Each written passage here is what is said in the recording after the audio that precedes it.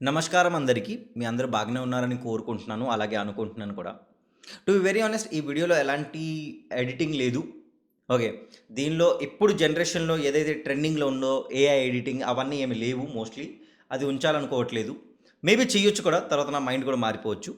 So, మీకు గాని interest లేకపోతే మీరు ఇప్పుడే స్కిప్ చేసేయొచ్చు. సో, మీ అందరితో మాట్లాడడానికి నేను ఈ మొదటి వీడియోని నా ఛానెల్‌లో పెడుతున్నాను. అందరికీ నమస్కారం. Hare Krishna. Welcome to my channel. So, ఈరోజు నేను కొన్ని విషయాల గురించి మాట్లాడతాను. అలాంటి డౌట్స్ మీకు కూడా ఉంటాయి అని నేను అనుకుంటున్నాను. ఓకే. సో, దాని గురించి నేనేమనుకుంటున్నాను, అలాగే భగవద్గీత నేను ఇంతదాకా చదివాను కాబట్టి, సో, భగవద్గీత పరంగా నేనేమనుకుంటున్నానో అది కూడా చెప్తాను. దాన్ని మేము ఎలాగా చూడొచ్చు, అది కూడా నేను ఒక పాయింట్ ఆఫ్ వ్యూ అనేది ఇస్తాను. ఓకే. నంబర్ 1 ఏంటంటే, మనందరం ఈ పృథ్వీ పైన, ఈ భూమండలం పైన ఉంటున్నాం. ఓకే. దీనికి చాలా దేశాల్లో మనం డివైడ్ చేసి ఉంచాం. ప్రతి దేశంకి ఒక లా అండ్ ఆర్డర్ అనేది ఉంది. ప్రతి దేశం అనేది స్పోర్ట్స్‌లో గానీ, టెక్నాలజీలో గానీ ప్రతి దాంట్లో కాంపీట్ చేస్తూనే ఉంటది. సో, మనం ప్రతిసారి మన న్యూస్ ఛానెల్‌లో గానీ, బయట మనుషులు మాట్లాడినప్పుడు మనం కూడా వింటూ ఉంటాం ఏంటంటే, మన దేశం ముందుకెళ్ళలేదురా. ఎందుకంటే మనుషులకి బిహేవియర్ తెలీదు. సివిక్ సెన్స్ లేదు. ఎక్కడ పడితే అక్కడ ఉమ్మేస్తారు. ఎక్కడ పడితే అక్కడికి దొడ్డికెళ్ళిపోతారు. ఎక్కడ పడితే అక్కడికి పాస్ పోసేస్తారు.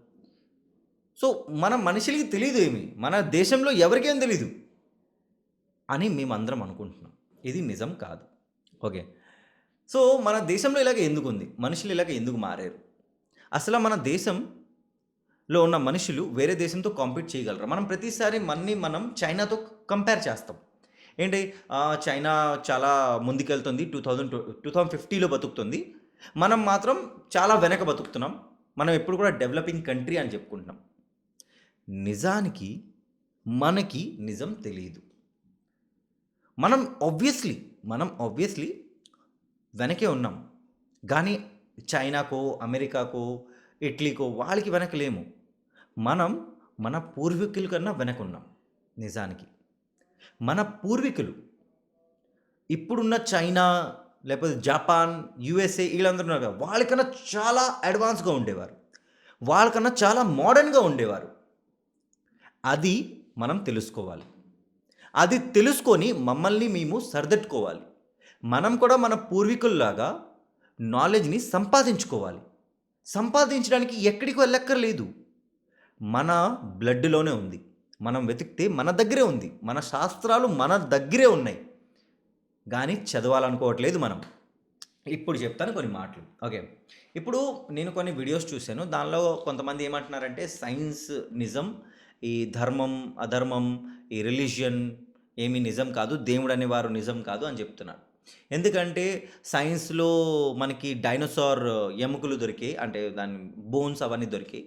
గానీ ఎక్కడ కూడా దేవుడు లైక్ భగవద్గీతలో గానీ, మహాభారతంలో గానీ, ఎలాంటి పురాణంలో గానీ డైనోసార్ గురించి ఎక్కడ ఎవరు రాయలేదు.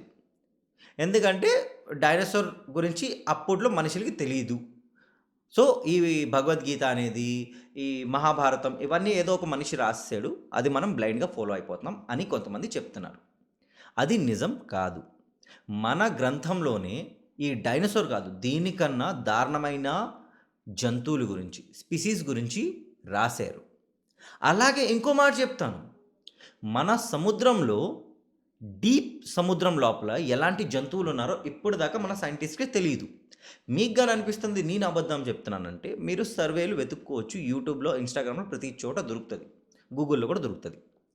అలాంటి అంటే ఏమంటారు జంతువుల గురించి, రాక్షసుల గురించి మన పురాణంలో రాసుంది. గానీ ఈ డైనోసార్ గురించి ఇవన్నీ మనం ఎందుకు వెతుక్కోలేకపోతున్నామంటే, మనం వెతకాలనుకోవట్లేదు కాబట్టి. ట్రై చేయండి మీకు కూడా దొరుకుతది. అలాగే ఇంకో మాట చెప్తాను.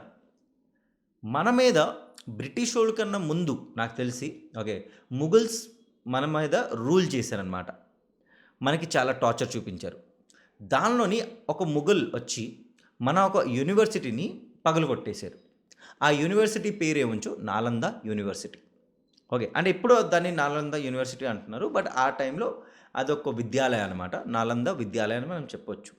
దాని లోపలున్న గ్రంథాల్లో మన శాస్త్రాల గురించి చాలా డీటెయిల్‌గా రాసున్నాయి. మన హిస్టరీ గురించి చాలా డీటెయిల్‌గా రాసుంది. అవన్నీ తగలబెట్టేశారు. అది ఎలాగ తగలబెట్టారంటే 4 డేస్ నేను అనుకుంటున్నా. ఎందుకంటే నేను కూడా అంత దూరం దాకా చదివాను. నాకు అంత డీటెయిల్‌గా గుర్తులేదు ఇప్పుడు. ఆ అగ్గనేది 4 డేస్ దాకా వెలుగుతూనే ఉండేది.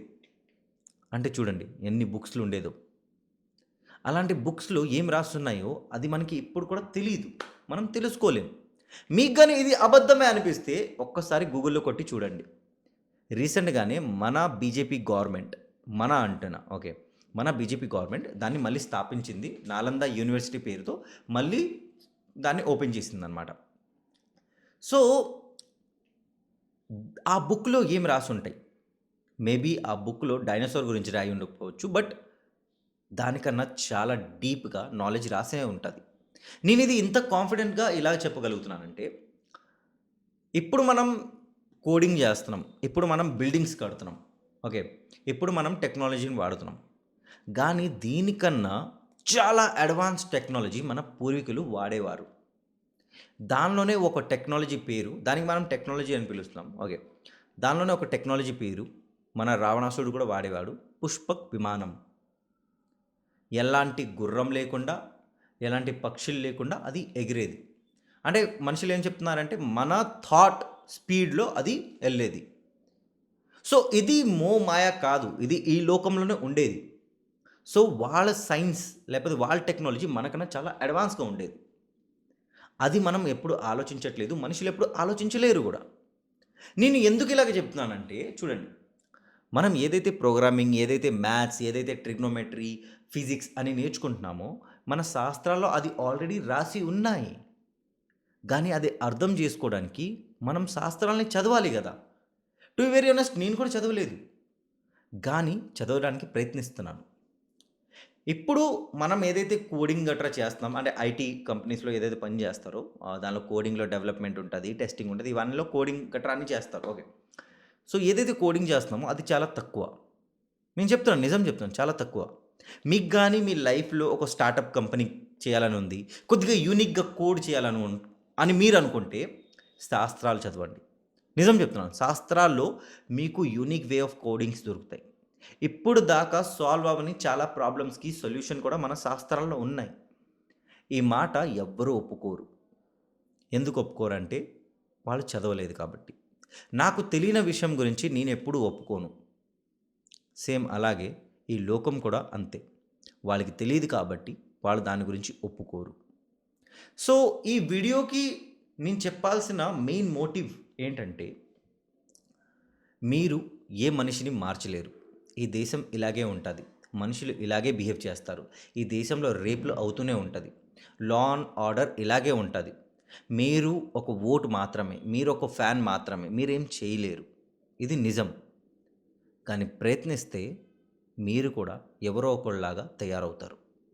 అది ఎవరో మీరు మీరు చూసుకోవాలి ఆ విషయం. మీరు ఏం అవ్వాలనుకుంటున్నారు? ఒక 100,00,00,000లో ఒక్కడవ్వాలనుకుంటున్నారా? లేకపోతే 100,00,00,000 లోపలే ఒక్కడవ్వాలనుకుంటున్నారా? అది మీ మీద ఉంది. అది నేను ఎలా చెప్పానో నాకు తెలీదు గానీ మీకు అర్థమయ్యే ఉంటది. ఓకే. సో, నెక్స్ట్ టైమ్ నుంచి మీ జీవితంలో ఎలాంటి మనిషిని మార్చడానికి ట్రై చేయకండి. పక్క మనిషి జీవితంలో తల దూర్చకండి టు బి వెరీ హానెస్ట్. ఎవడు ఎలాగ పోయినా వదిలేయండి. ఓకే. మహా అయితే మీకు చాలా దగ్గరైన వ్యక్తి అయితే చెప్పండి. అదే మీతో అధర్మం జరిగినప్పుడు మీకోసం, మీ ఫ్యామిలీ కోసం మీరు స్టాండ్ తీసుకోండి. గానీ ఈ దేశంని, ఈ లోకంని మార్చడానికి మాత్రం ట్రై చేయకండి. మనిషి మారడు, మారలేడు. మనిషి గాని మారిపోయి ఉంటే కలియుగం ఎందుకు? డైరెక్ట్ మనం సత్యయుగం, త్రేతాయుగం, ద్వాపరయుగం చాలు గదా! కలియుగం ఎందుకు? మనిషి మారడు. మార్చడానికి ట్రై చేయొద్దు. మిమ్మల్ని మీరు మార్చుకోండి. ఎందుకంటే కొంత రోజుల కోసమే మనం ఈ లోకంలో ఉన్నాం. ఎప్పుడు చనిపోతామో మనకు కూడా తెలీదు. బట్ చనిపోయే ముందు ఈ మనుషులు, ఇదే మనుషులు గుర్తుపెట్టుకోవాలి. ఏంటంటే మన పేరు, మనని. ఇది అర్థమయ్యేదాకా జై శ్రీకృష్ణ, హరే కృష్ణ, రాధే రాధే, జయ జగన్నాథ్.